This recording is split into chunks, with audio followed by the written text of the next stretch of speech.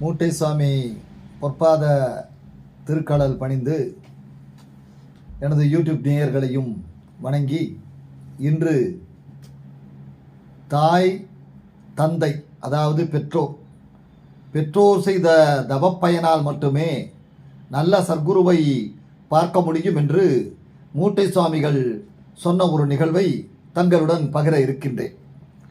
அதாவது சுவாமி அவர்கள் இந்த 2000 ஆண்டிலே சாமியை நான் பார்த்து ஒரு சில வருடங்கள் தான் ஆகிக் கொண்டிருந்தன. அப்பொழுது அந்த 2000 ஆண்டிலே சாமி அவர்கள் என்னிடம் கூறிய விஷயங்களை பற்றி தான் தங்களுடன் பகிர இருக்கின்றேன். சாமி அப்பொழுது அந்த பழனி கிரிவலத்தில்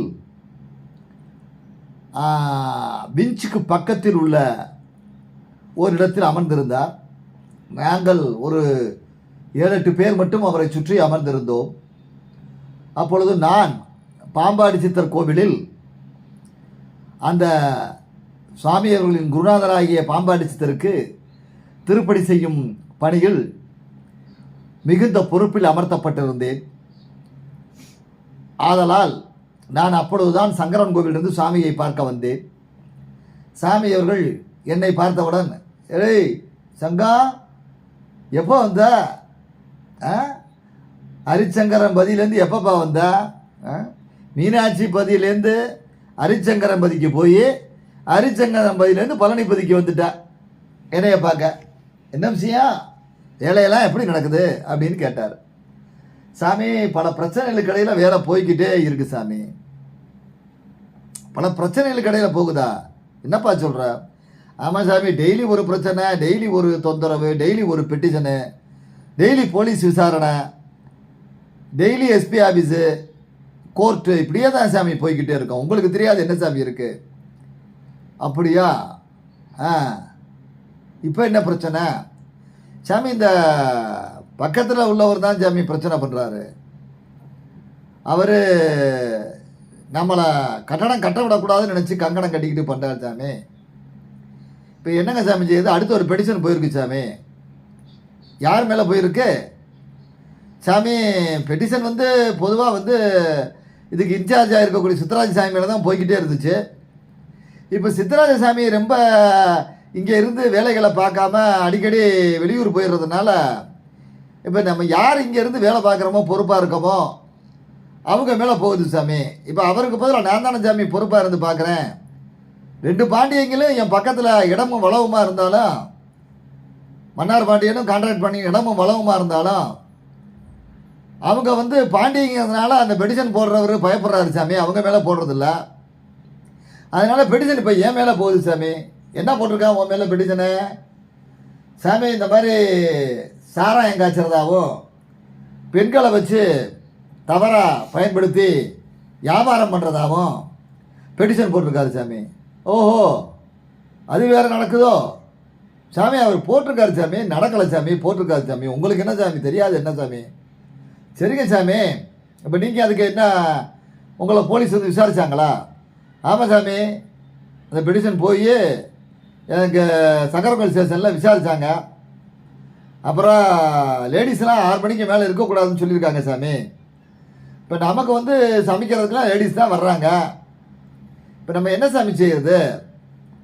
மேற்கொண்டு சும்மா இருக்காமல் கல்லை விட்டு எறிகிறது, இந்த மாதிரிலாம் பண்ணிக்கிட்டு இருக்கான் சாமி. கோயிலுக்கு வர்ற ஆளுகளை கெட்ட வார்த்தையில் திட்டுறது, பூஜை பண்ணுற நேரத்தில் கலெக்டாக பண்ணுறது, டேப் ரெக்கார்டு அலற விடுறது, இதெல்லாம் செஞ்சுக்கிட்டு இருக்காப்புல சாமி. அதான் சாமி உங்களை பார்த்துட்டு போகலான்ட்டு வந்தேன். நான் வந்தது யாருக்குமே தெரியாது சாமி, சித்தராஜ சாமிக்கெலாம் தெரியாது. நான் இங்கே போய்கிட்டு இருக்கேங்கிறது அவருக்கெலாம் தெரியாது சாமி, யாருக்குமே தெரியாது.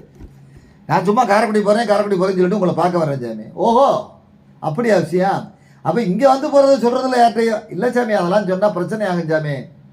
நீங்கள் தான் இந்த இடத்துக்கு என்னைய வர சொன்னீங்க, சித்தராஜ சாமியை பார்க்க சொன்னீங்க, சங்கரன் கோவில் வேலையை பார்க்க சொன்னீங்கன்னு எல்லாருக்கும் தெரிஞ்சு போயிடும்ல சாமி. இங்கே சொல்லியிருக்கேன் எப்பவும் தெரியக்கூடாதுன்னு.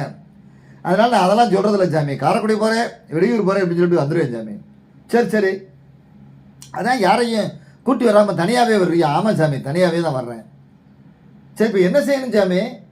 சாமி இந்த போலீஸ் தொந்தரவுகளை கொஞ்ச நாள் நிப்பாட்டி வச்சா கட்டடத்தை கட்டிப்பிடலாம் சாமி. இதுக்கு வேறு ஸ்டேஷனுக்கு போய்கிட்டு, எஸ்பி ஆஃபீஸ் போய்கிட்டு, திருநெல்வேலி போய்கிட்டு, கோர்ட்டுக்கு வேறு சில கேஸ் இருக்குது அதுக்கு போய்கிட்டு, முனிசிபல் கோர்ட்டுக்கு போய்கிட்டு இப்படிலாம் இருக்க வேண்டியிருக்கு சாமி. சரி சரி சரிப்பா, பார்த்துக்குவோம்ப்பா, ஒன்றும் கவலைப்படாத. இப்போ நீ பாம்பாடி சித்தர் கோவிலில் வேலை பார்க்குறீன்னா அது நீ செஞ்ச புண்ணியம் இல்லைப்பா. பாம்பாடி சித்தர் கோவிலில் ஒன்றைய வேலை பார்க்க சொன்னால் அதுவும் நீ செஞ்ச புண்ணியம் இல்லைப்பா.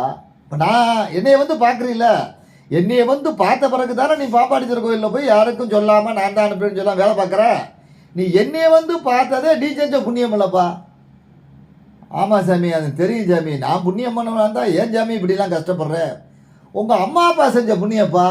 நல்ல தாய் தகப்பனுக்கு நீ மகனாக பிறந்திருக்கிய இல்லையா, அந்த புண்ணியம் தான்ப்பா நீ என்னைய பார்த்தது. அந்த புண்ணியத்தால் தான் நீ என்னைய பார்த்து நான் வந்து என் குருநாதர் பாம்பாடி சித்தருக்கு உடைய கோயில் கட்ட அனுப்பியிருக்கேன். ஆக உங்கள் பெற்றோர் செய்த தவப்பயனால் தான் நீ இந்த சித்தர்களெல்லாம் பார்க்குற.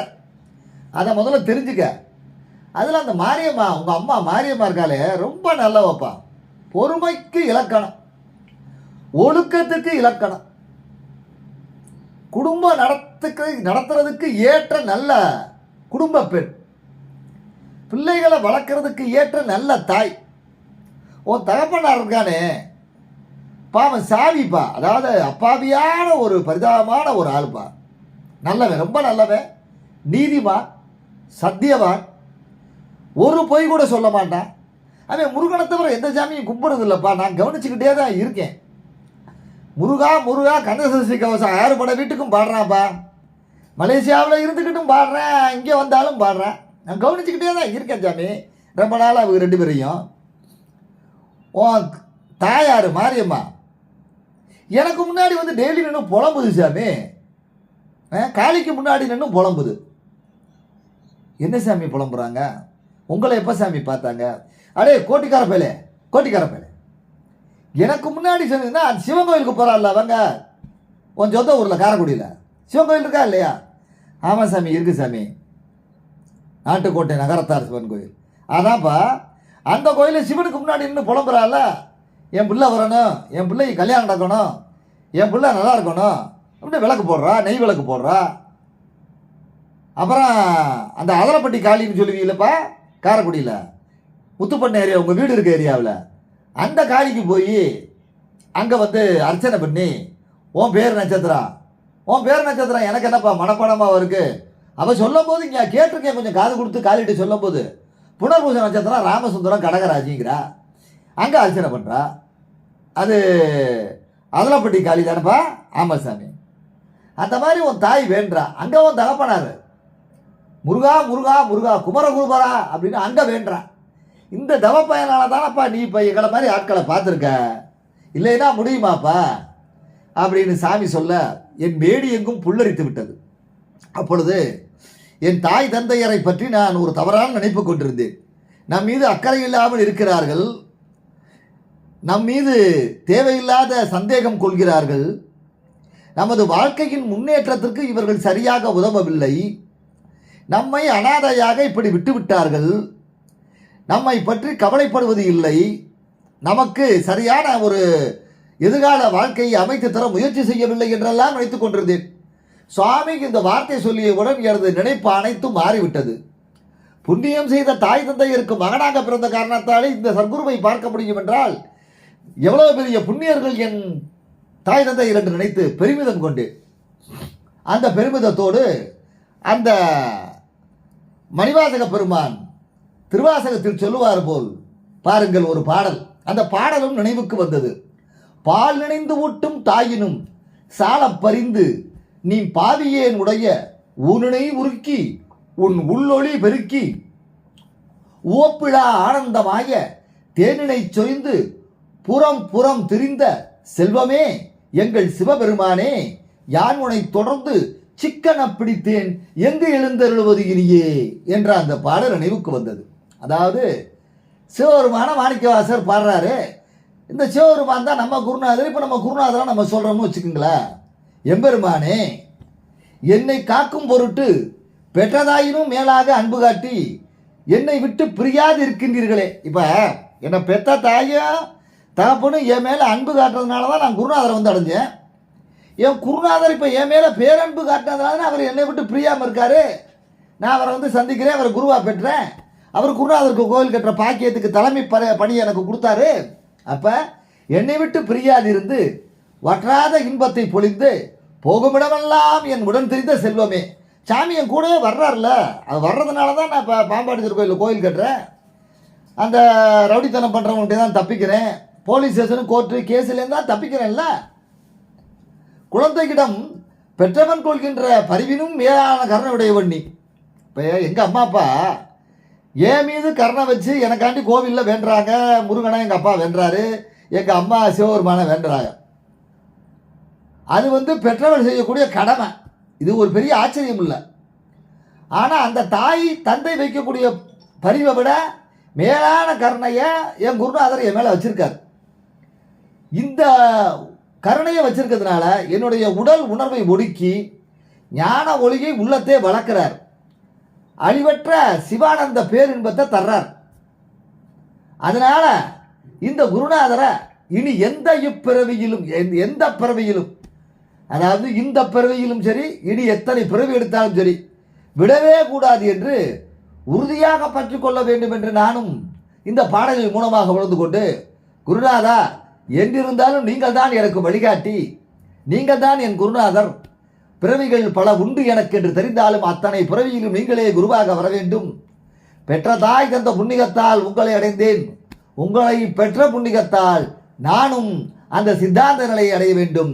எனக்கு வேறு எந்த ஒரு நிலையும் வேண்டாம் என்று சாமி அவர்களிடம் உள்ளத்திற்குள் மனப்பூர்வமாக வேண்டி, தாய் என்பும் தந்தை என்பும் எவ்வளவு சிறப்பானது என்பதை சாமி சொன்னதை உங்களுக்கு சொல்லி, நல்ல தாய் தந்தை இருந்தால் நல்ல குருவை அடையலாம் என்ற நீதி போதனையும் சுவாமி தெரிவித்தார் என்பதனை உங்களுக்கு தெரிவித்து, இந்த நல்ல வாய்ப்பை நல்கிய நமது குருநாதர் சர்க்குருநாதர் திருப்பெருந்துறை எம்பெருமான் சிவபிரான் இவரை வணங்கி, இவரது திருத்தால் வணங்கி இந்த யூடியூப் வீடியோவை உங்களுக்கு தருவதில் பெருமை அடைகிறேன். நன்றி, வணக்கம்.